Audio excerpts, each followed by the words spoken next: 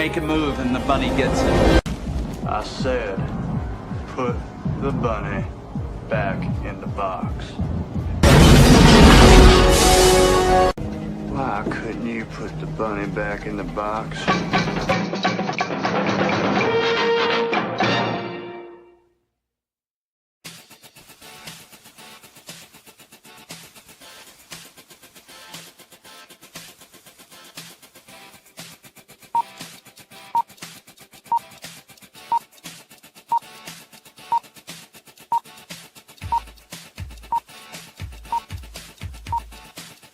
It's showtime.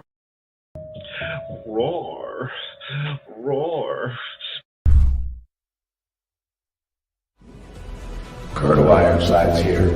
200 years I stood in the gap, fighting those who would harm my country. It was my honor, my sacred duty, so help me God. 9 times they took my life. 9 times I stood back up and made them pay. The freedom fighter and I could handle anything, but someone betrayed me. I was ambushed, made mortal, rendered powerless, and retired. They passed an amendment and made me a civilian before I left the hospital. For 50 years I watched my country change. Watched this work while erasing me from history.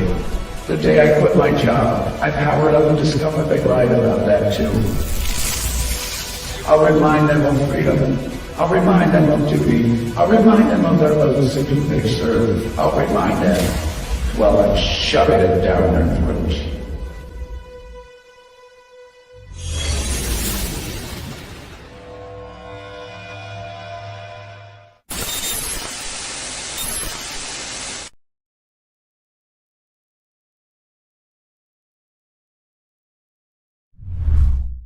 Psychically, I'm very well endowed. I wanna know what you're thinking. There are some things you can't hide. I wanna know what you're feeling. Tell me what's on your mind.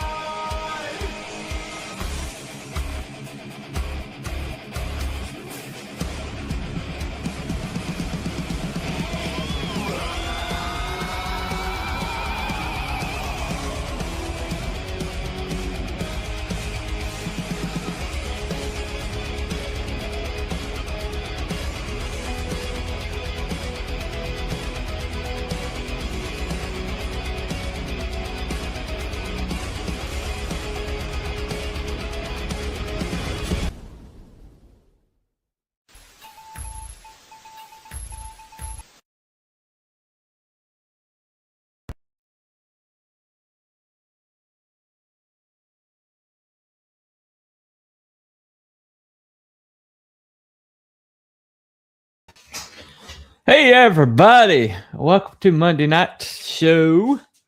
Got a little bit of a Christmas tree back there. Got got the hat on. Anyway, it's Christmas. So I might do another show before Christmas, but I don't know this. If this is the last show I do before Christmas, then it's I got in the spirit. Anyway, so welcome to the show, the Monday Night Show. This is Bunny is Thinking About. And this time I'm thinking about Christmas Story. Okay. Now, A Christmas Story was a movie, I think it was 1983.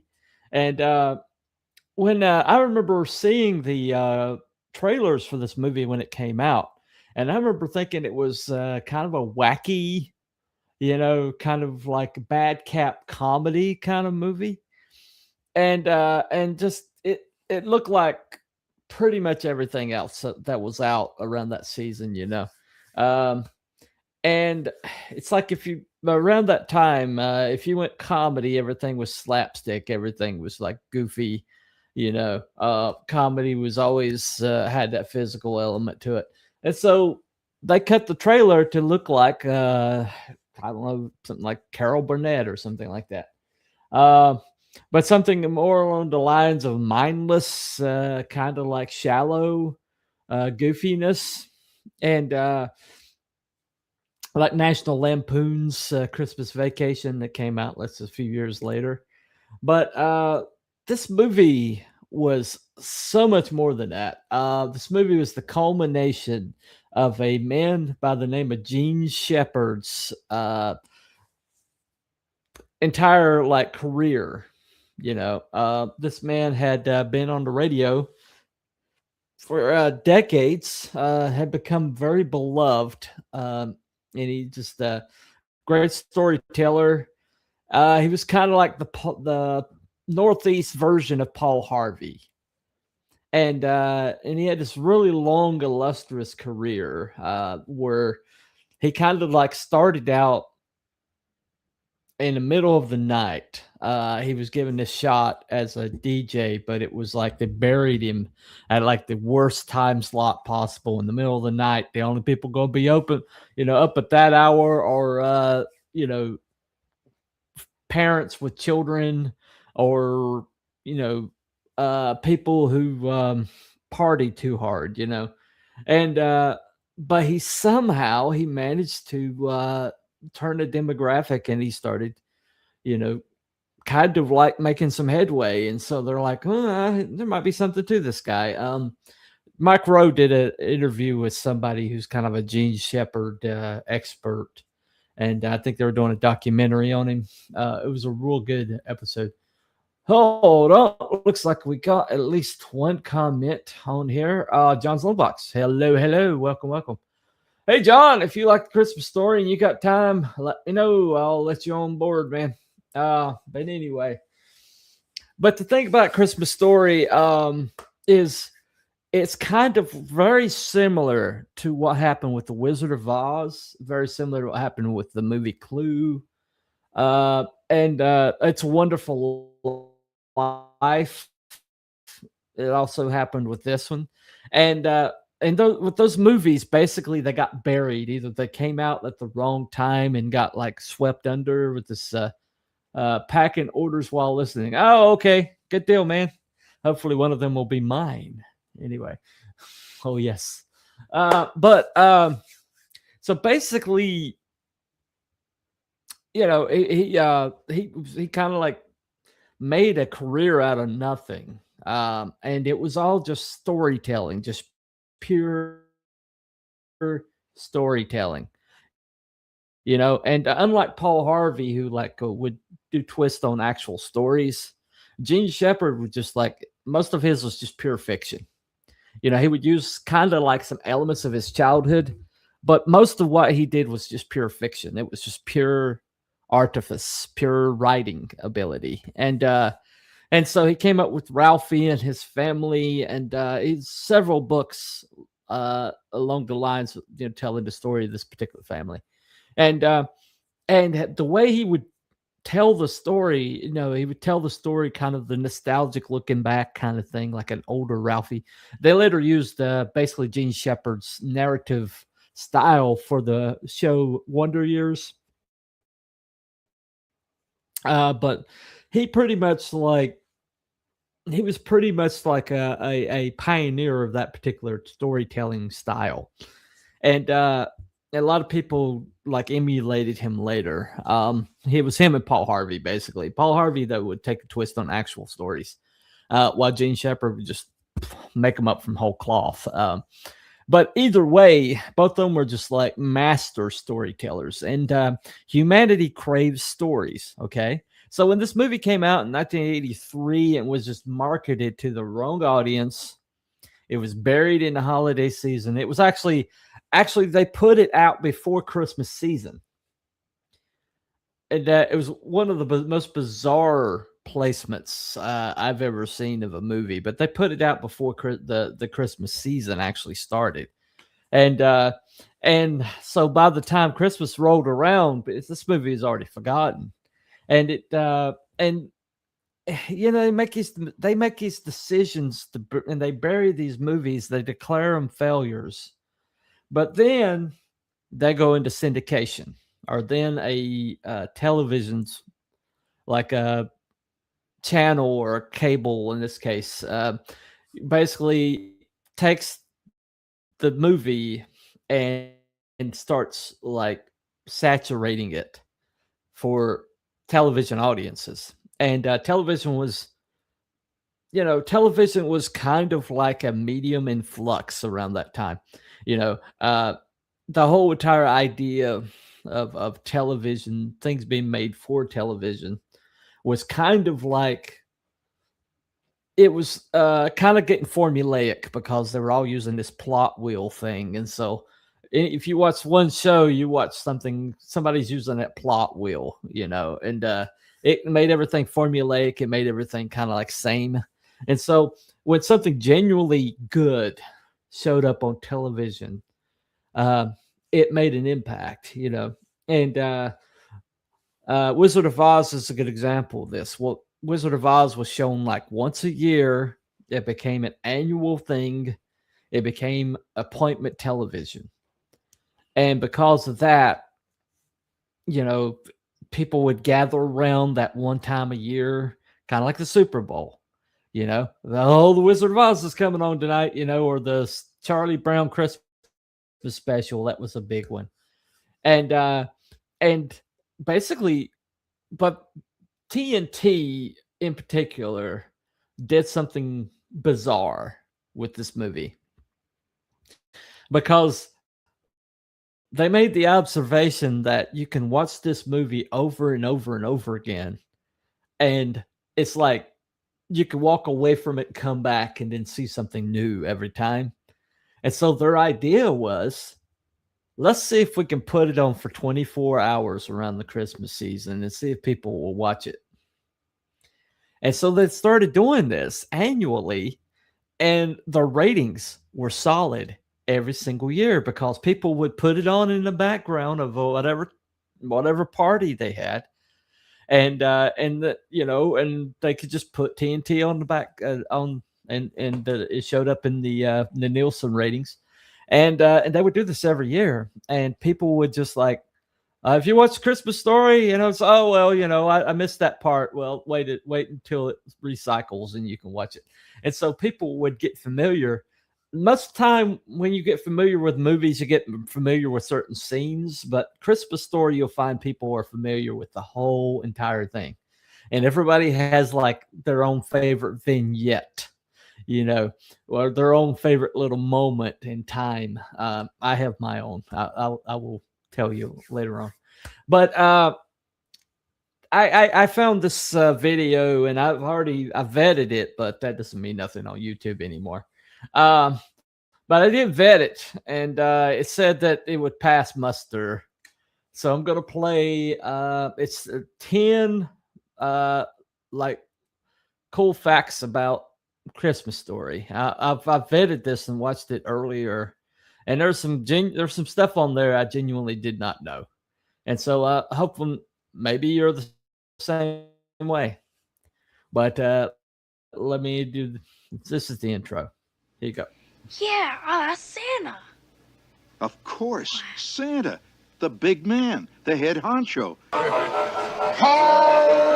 Hey, kid, hurry up, the store's closing. Come on, we've got a lot of people waiting here, so get going. What do you want for Christmas, little boy? Come on, kid. No, I want an official red combination 200 German rifle. You'll shoot your eye out, kid. Merry Christmas. Ho, ho, ho. A Christmas Story is a timeless holiday classic released in 1983. Directed by Bob Clark and based on Gene Shepard's nostalgic stories about growing up in the 1940s. The film follows young Ralphie Parker's heartwarming quest to get his dream Christmas gift, a Red Ryder BB gun. Here are the top 10 weird but true facts. Be sure to stick around to the end for a fun bonus. Okay, yeah, weird but true facts about Christmas Story. And so you may know a lot of these. I knew a lot of these. Hold on a second. Don't talk to me. I'm thinking. My motto. Yeah. That's everybody can quote lines from this movie. I mean, everybody can quote lines from this movie. It's just one of those movies. But yeah. Okay, so let's get to this first fun but weird fact about Christmas Story. All right. This is one that I didn't know the whole story. I kind of knew some of it, but I didn't know all of it. Here you go. Fact. Number 1. Of all the unforgettable moments in A Christmas Story, the leg lamp stands out as the film's most iconic symbol. Won by the old man as a major award, the lamp has become a beloved piece of pop culture. Its design, with its shapely leg and fishnet stocking, What is it? Wait, it's a leg! wasn't dreamed up entirely from scratch. It was inspired by a knee-high soda advertisement. Damn walls is froze up again. Some men are Baptists, others Catholics. My father was an Oldsmobile man.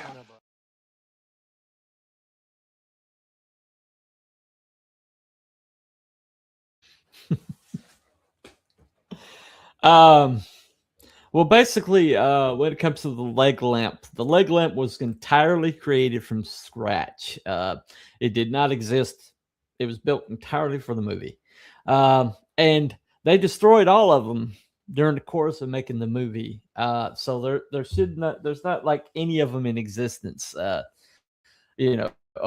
if anybody tells you that they have one from the movie set or the television, the movie set, then they're completely lying. There's no way possible. But they didn't make replicas. But the thing about it is, when you watch that movie, his neighbor comes up to him and asks him, what is that, George? That guy is actually Bob Clark, the guy who directed the movie. I did not know that until I've been watching that movie for years, and I didn't know that was the director of the movie. Didn't put himself in the cameo there, but he was good as an actor. He must have done some acting, because I couldn't tell. I mean, you're up against Gavin McKinney. You can't. That's not a slouch right there. But anyway, so all right. Here's a second fun fact. Number 2. In the memorable backyard scene where Ralphie imagines himself taking down bandits, Peter Billingsley was chewing on something all too real, actual tobacco. While most actors use black licorice to mimic the cowboy aesthetic, the prop department opted for authenticity, giving the young actor something they probably shouldn't have. Billingsley later recalled feeling dizzy, breaking into a sweat, and experiencing a burning sensation on his lips. You know that scene where I'm shooting the guys out the window? The director said you should be like you're chewing tobacco, like you're a cowboy. So the prop guy brought a bag of Red Man out. And so I put in the thing, and we started shooting, and I just remember I started getting real dizzy and sweating. I didn't know what was happening. I didn't know it was the tobacco. That gets me because when I was a young kid, I tried chewing tobacco. My great uncle Ed, it was Red Man, and I tried to chew it, and nobody told me not to swallow the juice. I'll leave it right there. Anyway, let's just say a very memorable experience. But anyway, so yeah. Next fact. Here we go. Number 3. In 2004, the unassuming Cleveland home was sold on eBay for $150,000. The new owner undertook an extensive restoration, returning the house to its on-screen glory. Across the street, they established a museum dedicated to the film's enduring legacy. Each holiday season, a 2-night stay at the house is auctioned, with proceeds supporting the A Christmas Story House Foundation, a non-profit organization committed to preserving this cultural landmark and revitalizing the surrounding neighborhood. Number 4. Many of us remember the awkward scene where Ralphie and Randy are waiting in line to see Santa. In front of them stands a strange little boy wearing flight goggles. He turns around with an awkward smile and says, "I like the Wizard of Oz." I like the Wizard of Oz. Yeah. It turns out that this peculiar child wasn't an actor. According to Peter Billingsley, the boy was a local kid discovered in a mall. Okay, evidently I got a little bit of that one. We'll watch that one shortly. Hold on a second. Got a comment. All right. My old work partner chewed. He had a couple spit juice and make me gag. My stepbrother, R.I.P. He would basically he dipped and he would drink Mountain Dew and then he would spit the bottle full. And so not only is he not getting like proper, hydration because it's a soda, but he would also be spitting out all the moisture in his body into these. And he passed out like several times. And they took him to the hospital, and it was like he was dehydrated all those times. And his mom was just like baffled. She's like, "Why is it getting dehydrated?" And I was like, "Did you see those bottles downstairs?" She's like, "Oh yeah, they're nasty. There's a whole bunch of them." I was like, "That is fluid from his body that he is spitting into those bottles." And so no wonder he's dehydrated. And she's like, "Oh."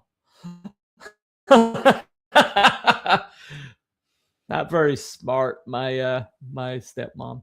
But anyway, but yeah, he'd get dehydrated from spitting all the fluid out of his body. You have to be careful with that. All right, let me see. Let's play this again. Number 4. Many of us remember the awkward scene where Ralphie and Randy are waiting in line to see Santa. In front of them stands a strange little boy wearing flight goggles. He turns around with an awkward smile and says, "I like the Wizard of Oz." I like the Wizard of Oz. Yeah. It turns out that this peculiar child wasn't an actor. According to Peter Billingsley, the boy was a local kid discovered in a mall by director Bob Clark. The boy's natural quirkiness was so memorable that Clark decided he was perfect for the film.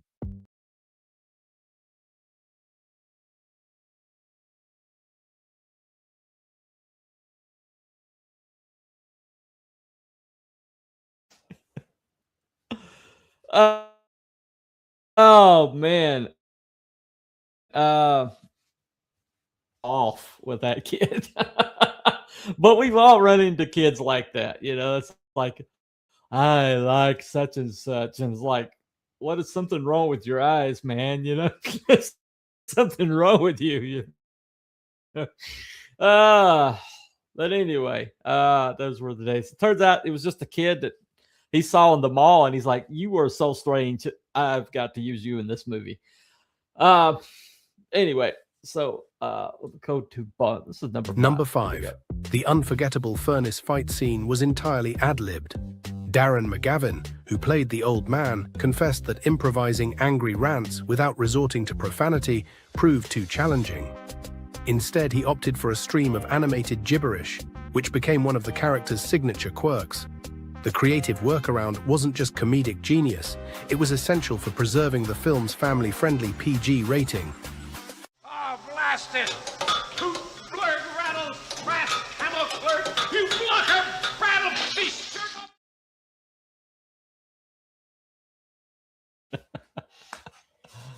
Oh man, Darren McGavin, what a genius. But yeah, he just told him, he had like some gibberish stuff down, and Darren's like, "I'm gonna go do that. I'm gonna go do that." He says, "I'll make up my own words on the spot."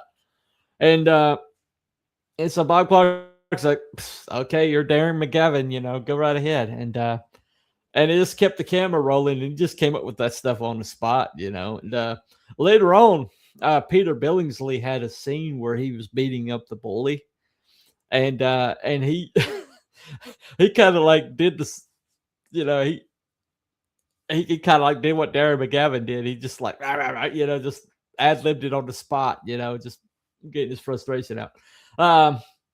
But just completely, totally ad-libbed.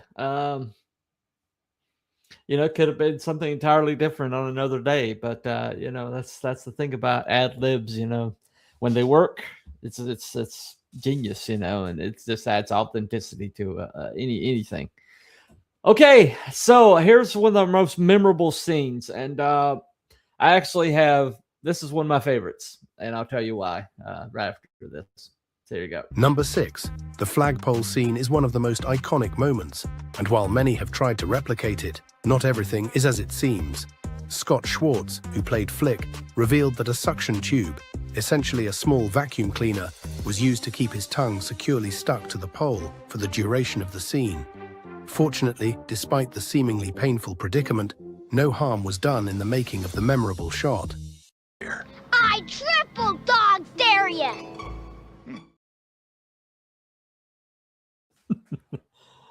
One of my favorite things about the movie, and this is something that me and my friend had talked about.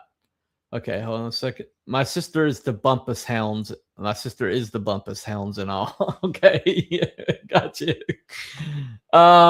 Anyway, but there's a scene where, you know, a Flick is stuck. You know, he's just trying to get loose and he can't get loose, and Swartz is like, "Oh, what are we gonna do?" And Ralphie's like, "I don't know. The bell rang," you know, and they just ran and left him there. And me and my best friend Craig, who just recently passed, we talked about why that was so authentic to kids. You know, I mean, that's one of the things that kind of breaks verisimilitude when it comes to like having kids and anything is when they try to make them little angels or try to give them some kind of moral code. Kids absolutely do not have a moral code. Okay. And so if you get in trouble, your buds are going to leave you.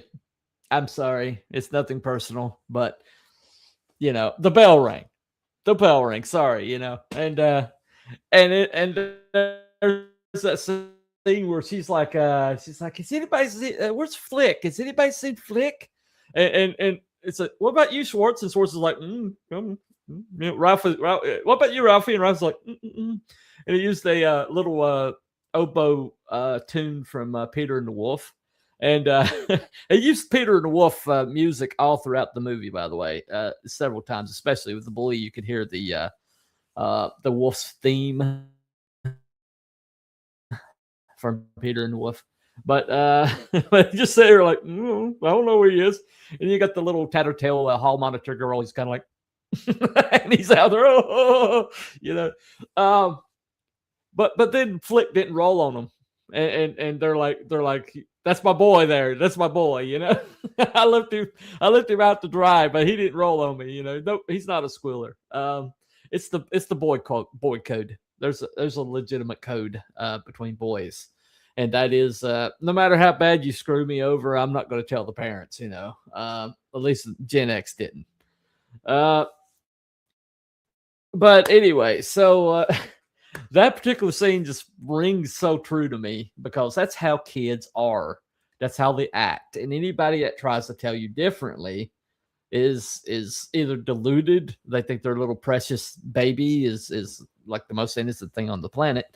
You know, but the truth of the matter is it's just how kids are. They legitimately are little savages, and they have to be taught. They have to be aimed into being members of society. And the reason why the whole society is breaking down right now is because the parents have completely abdicated that job that they have. And so these little kids are going out into the world as savages without any moral code, without any, barriers to what they'll do. There's a kid in Charlotte that was arrested 475 times. And if it wasn't for the arenas law that they just put in, he'd be walking the streets today. And in DC, most of the crime was being committed by boys under 18 years old. That, I mean, because the system's so broken when it comes to you know, the juvenile courts. But anyway, so essentially that's what I loved about this scene was the fact that those boys just left their bro out to dry. I mean, he was on his own, okay? even though Schwartz kind of dared him into it. I mean, triple dog dare. I'm sorry, you got to take a triple dog dare. You just got to. It's, you know, there's no you know, wiggle room there. But anyway, I've always loved that. I've always loved that scene. But anyway, here's another one for you. Number 7. The infamous soap scene, though painfully convincing, owes its authenticity to Peter Billingsley's remarkable acting. You know what your son just said? No, what? The red Lifebuoy soap that Ralphie is forced to chew was, in fact, made of wax. Director Bob Clark chose Lifebuoy specifically because it was known for having the worst taste, something he remembered all too well from his own childhood. Over the years, I got to be quite a connoisseur of soap. My personal preference is for Lux, but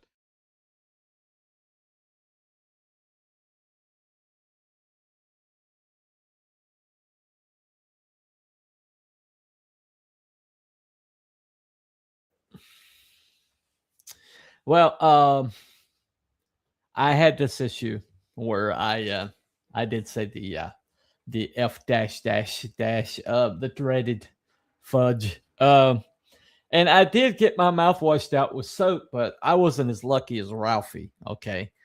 My aunt, you know, who was my parenting me at that time, she was basically a distributor for Amway.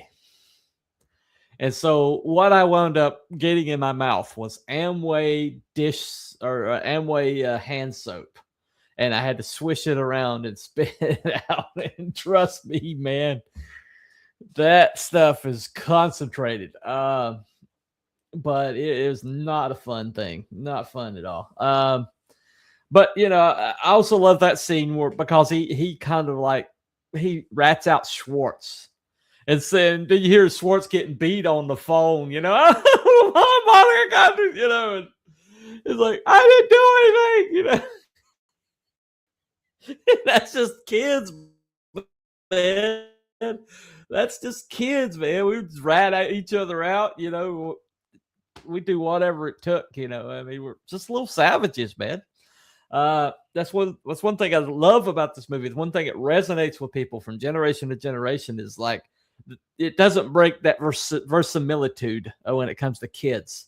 Kids are like this, you know. They're going to leave their brother to the mercy of the bullies and run, you know. I mean, it's just that's what kids are. Kids have no bravery in them. They have no. It's all self-preservation, and it's all, you know, getting theirs. That's basically the only thing that they care about, and that's okay. That is totally okay. That's just what kids are. That's why you need parents. That's why you need parenting, you know. But this movie just really, really demonstrates that better than pretty much any movie before or since. Okay, here we go. Number 8. Number 8. Melinda Dillon, who plays Ralphie's mother, was genuinely startled when the duck's head was chopped off. Okay? In fact, her surprise was no accident.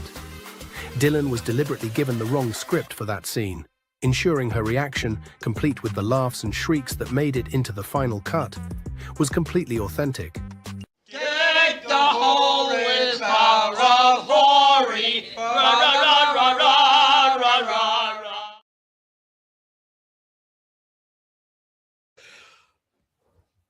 Okay, that particular scene is beloved by Asian people. That scene, they think, just portrays them in such a positive light. But liberals want to cancel this movie over that scene. But Asian people actually love that scene. Every Asian person I've ever run into absolutely loves that scene because they're doing their best. even though they didn't speak the language very well. I mean, with the R's instead of L's. And basically, they're doing the best they can, but because these people are kind of like showed up at their doorstep, and they do the best they can by them. But the whole duck thing, her not knowing before that happened, I mean, that's absolutely,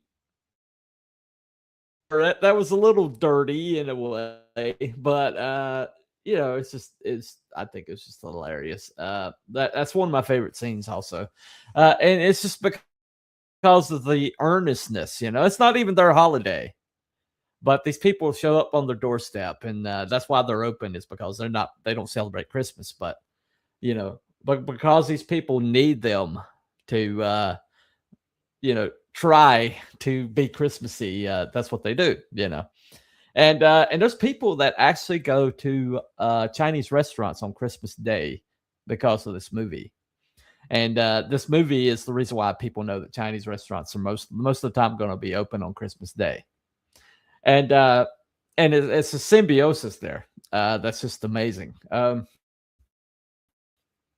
But the Chinese people in that restaurant were absolutely kind-hearted. They were generous, and they just doing the best they can by this family. And he was just kind of like showed up. That's the spirit of Christmas right there. Even if they don't celebrate the spirit, they were trying to get into the spirit, on behalf of this family. And that's beautiful. That's absolutely beautiful. That's one thing that racial politics has taken away from us, is the ability to appreciate generosity when we see it. And everything's got to be like, everything's kind of got to be, only glowing portrayals. You can't show them in any way possible as being diminished or have an inability. And because of that, you essentially take out the humanity of people. You can't portray them in the way that they are. And that's why people have such bad false perception of other races, is because we aren't allowed to, in our pop culture, to portray them as they are. And this movie does that, and it's a beautiful thing. Okay, here we go. Number 9. Number 9. Peter Billingsley didn't leave the set empty-handed. After filming Wrapped, he took home a few memorable souvenirs. Among the keepsakes were Ralphie's iconic Red Ryder BB gun, the pink bunny suit, and, ironically, Ralphie's broken glasses. But as Billingsley pointed out, it was more like 2 items, since the glasses were actually his own and not a prop. Number. Yep. Ralphie's glasses, that was his. And yeah, so him I'm sure his mom was kind of like, "You're not going to break those glasses, are you?" It's like they probably had a prop person make up glasses for that scene. Anyway, here's a number 10. 10. Gene Shepard's book, In God We Trust. All Others Pay Cash, which is what the film is based on, was a collection of semi-autobiographical short stories that he actually wrote for Playboy magazine in the 1960s. Shepard's voice brings the story to life as the film's narrator. Weeks ago, I had sent away from my little orphan Annie's secret society decoder pin. Oh, skunked again. And he even steps in front of the camera for a brief cameo in the department store scene, where Ralphie and Randy line up to see Santa. Hey, kid, just where do you think you're going? The line ends here. It begins there. But behind the scenes, things weren't quite as smooth. Reports suggest Shepard's habit of questioning director Bob Clark's choices added a layer of tension to the production.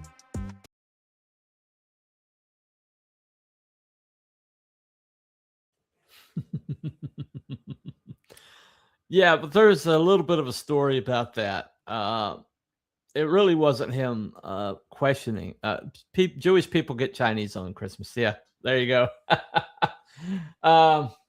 Well, basically, Bob Shepard's personality, his humor was just it was almost entirely sarcasm, and so Bob Clark didn't get that, didn't understand it. And so the reason why they butted heads is because Bob Clark took Gene Shepard's every comment seriously, and Gene Shepard's humor was basically dry, straightforward sarcasm that never gets resolved. Okay, he never says "I'm kidding." He never said "I would." He never would say "I'm kidding." It was just like he would imply that he was kidding by the absurdity of what he just said.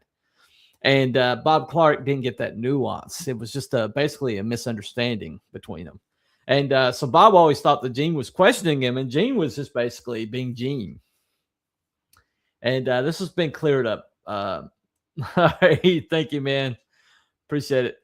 But this has been cleared up over the years. And Bob Clark, before he passed away, did admit that he was way too uptight. This was Gene's baby. And there's a lot of things that Gene asked and that made the movie, or that added on, that made the movie better. And Gene not only did the narration, that was Gene Shepard's voice, by the way, that did the narration. But Gene would also write things on the spot if they needed it. Gene was that good of a writer. He was absolutely pure storyteller. And so if the dialogue didn't go quite the way, Gene would just walk up and say, "Okay, I think this is better. What do you think?" And Bob Clark, was being a little precious, but most of the time when he would read the dialogue that Gene just wrote for this, he would use that. And he admitted it later, but that's probably where the friction came in. Okay, got a couple bonus things for you. Okay, here's the first one. Now for a bonus fact. If Ming Ming, the lead toy maker in 2003's Elf, strikes a familiar chord, there's a good reason. It's Ralphie, all grown up. Peter Billingsley stepped back into the holiday spotlight, this time starring alongside Will Ferrell in the modern Christmas classic. No, buddy, you're not a cotton-headed mini-muggins. We all just have different talents, that's all. Seems like everyone else has the same talents except for me.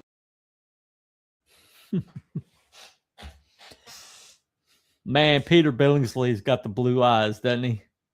I mean, it's like a husky. You recognize those eyes anywhere. I mean, it was definitely not a bad thing. Oddly enough, both Peter Billingsley and Zach, the guy who played the villain, the guy who played, the big bad, the bully that he had to beat up, Zach Ward, I think his name is.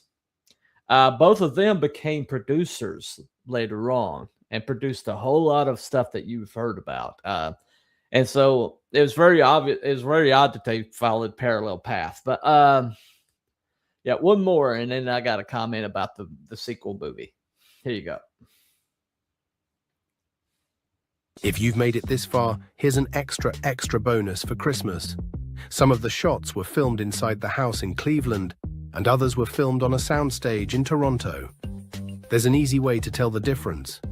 When the front room drapes were open, the filming was done inside the original house. When the drapes are closed, the filming was done on a soundstage. And finally, the beautiful snowflakes falling were actually potato flakes dropped from the roof. Merry Christmas. Thanks for watching. If you enjoyed today's episode, please hit the like and subscribe button and check out more interesting videos on this channel. See you next time. The entire neighborhood was turned on.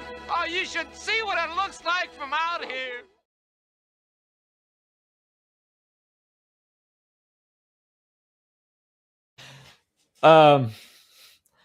That guy standing beside of Darren McGavin was Bob Clark.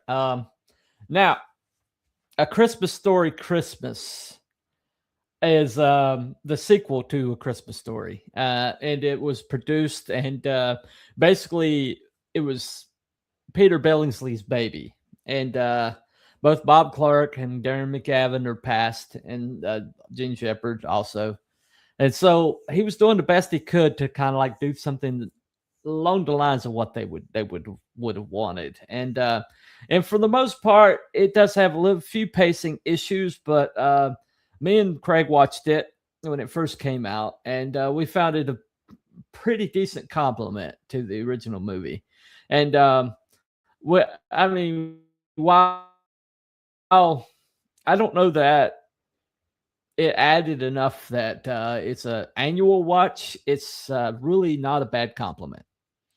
And you can tell the people who made it loved the source material, loved the original movie, and were trying to do their best. Because you've seen Christmas Story, like it was adapted for the like a musical. It was and then the musical was adapted for the screen, and you could tell the people. And there was a sequel made to Christmas Story 2. And you could tell that the people who made those were basically trying to recreate the formula of the original movie without understanding what made it great. And what made it great was storytelling. What made it great was Gene Shepard's like incredible narratives, and they just weren't able to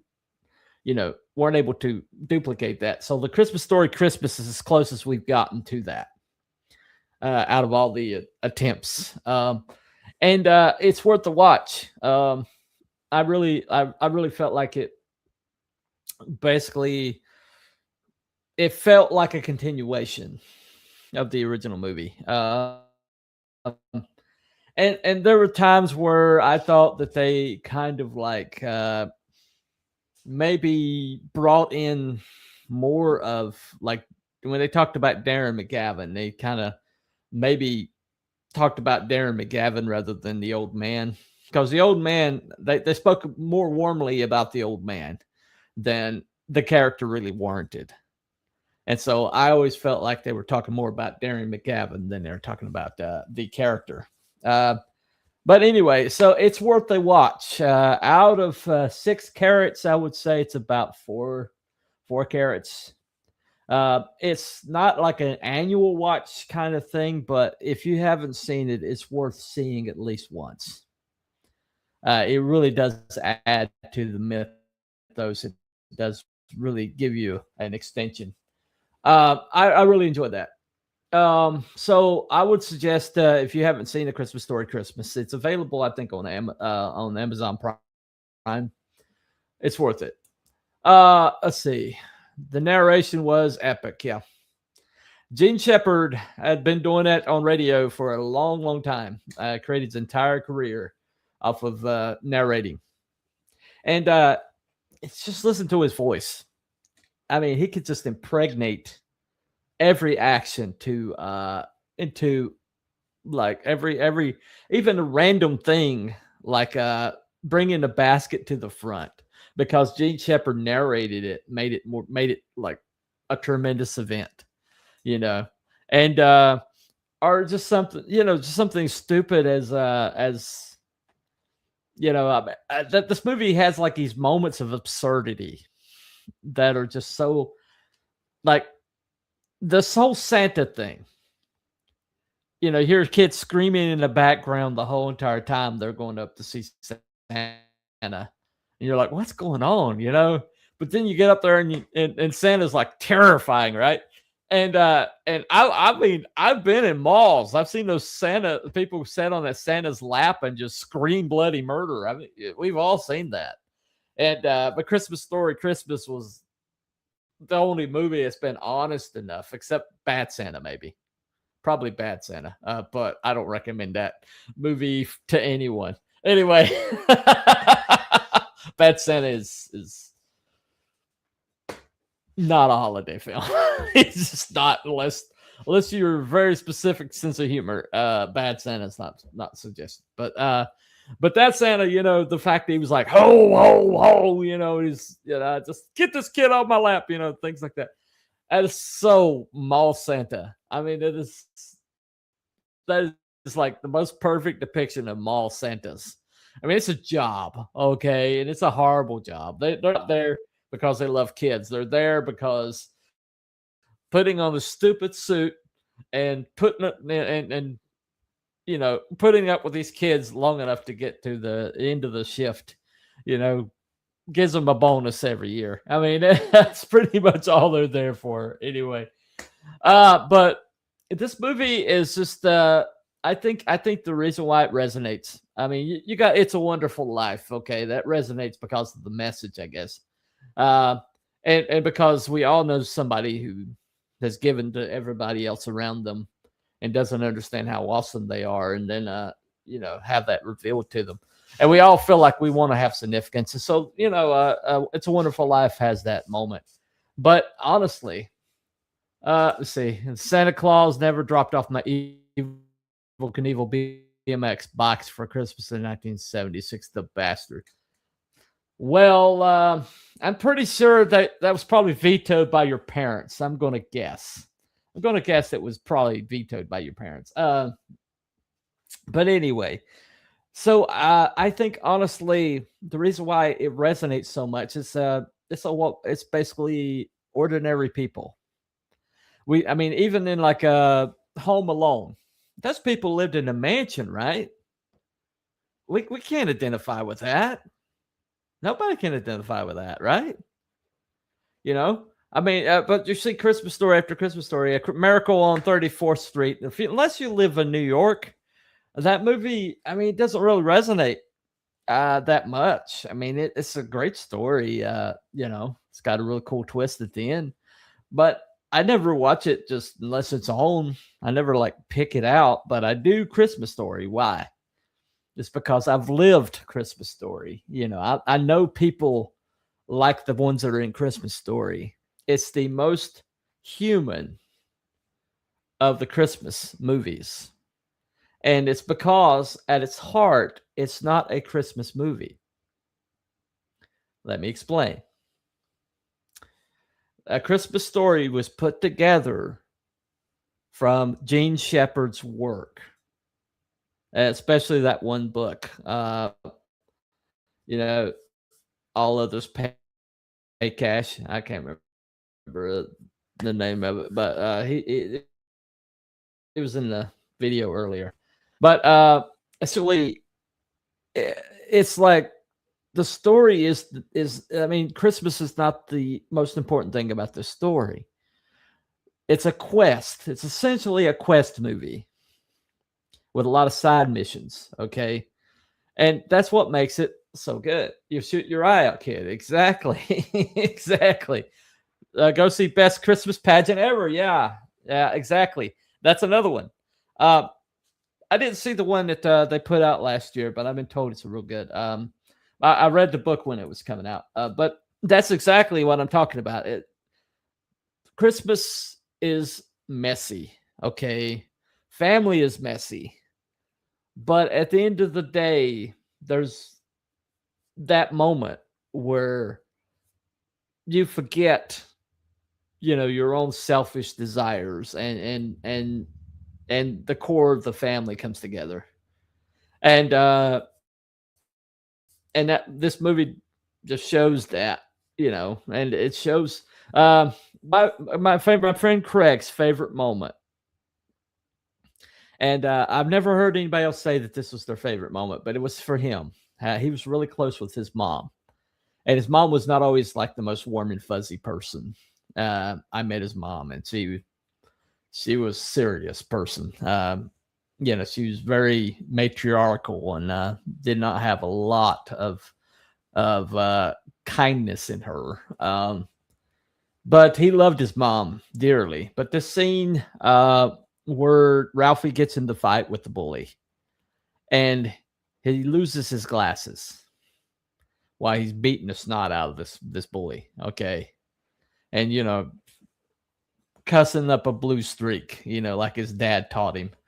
And this moment where his mom, who was during the whole entire movie has been like, you know, she's been the disciplinarian the whole entire movie. And the father's kind of been doing his thing, but she's been the disciplinarian the whole entire movie. And here he is. She brings him home. She cleans him up. She goes and lets him lay down. And he thinks he's dead. He thinks he's dead because, he lost his glasses, and because he beat up the bully, and because he cussed the blue streak. And then he comes into kitchen, to receive his punishment. He's dead meat. And his mom, he's like, "Where are your glasses?" And then it's like, okay, here it comes. And you see the little terror in his eyes. And his mom says, "You left him on the radio again. I told you not to do that," and gives them to him. And then immediately changes his mind and asks how the Packers are doing, like she cares. And he's like, "Things were never the same between me and my mom after that." And Craig loved that moment. He loved it. That moment where mama was mama before she was disciplinarian, And I don't think he ever got that moment with his mom, but he cherished that moment in Christmas Story. And we all have those moments in this movie where something resonates with us so deeply. And it just comes from Gene Shepard's years and years and years and decades of storytelling, that he honed that gift. And this movie is kind of like the pinnacle of that honed gift from thousands of episodes of radio shows. And so what you get is like the best of the best, the creme de la creme of a long and storied career. And I honestly think that that's why this movie is so good. Is Bob Clark basically in over his head? He never had any good movies before this movie, and he never really did good movies after this movie. Baby Geniuses, that was what he did after this movie. Okay, decent. But because of Gene Shepard being right there and him being so far over his head with this movie and all the problems that they had behind the scenes getting it happen, then he kind of like was just swimming for the shore as hard as possible. And he had these great actors, and he had this great kid acting, and he had this great script, and he had this great, one of the greatest narrators of all, orators and narrators of all time, writing Shotgun. And even though the marketing dropped the ball, this movie only needed eyeballs, and it got it when it went into syndication, like so many movies out there before it. Which makes you wonder if initial, like how many movies did we miss that bombed into theaters that were really generational and really amazing movies? How many did we miss? And because right now there's not a farm system anymore. There's not a television screen to put these movies on. There's no like cable channel to run it 24/7. Now it's all streaming. And because of streaming and the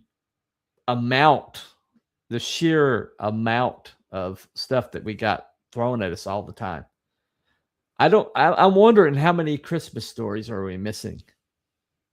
I wonder how many Christmas stories are falling through the cracks, because that's the way the medium works now.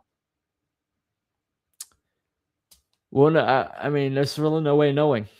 We could be missing jewels like this, and we'll never be any the wiser unless somebody sees it and shares it with their friends, and gets a trend going, which does happen from time to time. But I really, honestly, that's really a sad thing for me, is that how are we going to find movies like this? How are we going to find movies like The Wizard of Oz? How are we going to find movies like It's a Wonderful Life, like Clue, like The Monster Squad, which bombed in theaters, but it's now become Goonies for the people who love Universal monsters, which is I'm one. I did a movie on. Did a Bunny is thinking about Monster Squad earlier around Halloween, but I think honestly, I looked at Netflix, and Netflix has almost no Christmas movies this year, almost nothing new, and so I think there's an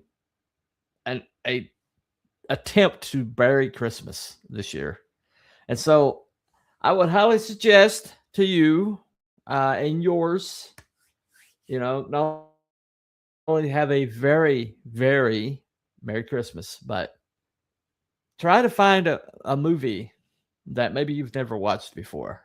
And you'll know if it's any good within the first 5 or 10 minutes. Just watch it enough to see that. And just try to find something. Try to find another A Christmas Story. Diamond in the Rough has been overlooked. Fa ra ra ra ra ra ra ra ra. Yeah, we talked about that one. The movie 1941. You've been trying to get me to watch that movie. I have yet to watch it. So I need to listen to my own advice, don't I? Anyway, well, thank you all for coming to my little TED Talk. Merry Christmas. And I may have a couple more shows before the end of the year.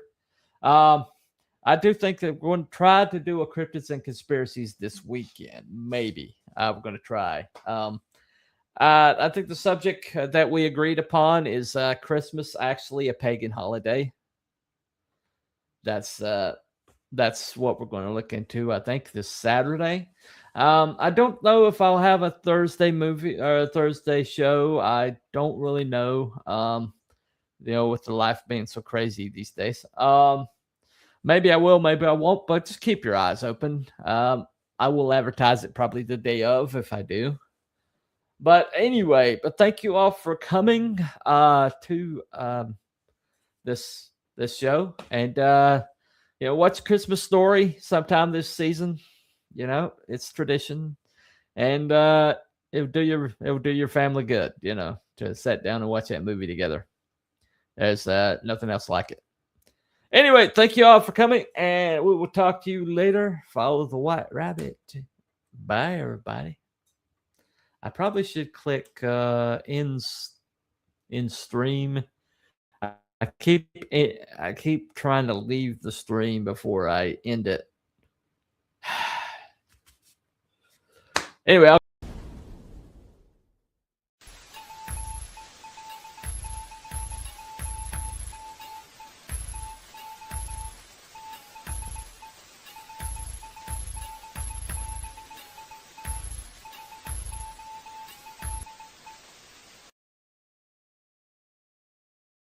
Thank you.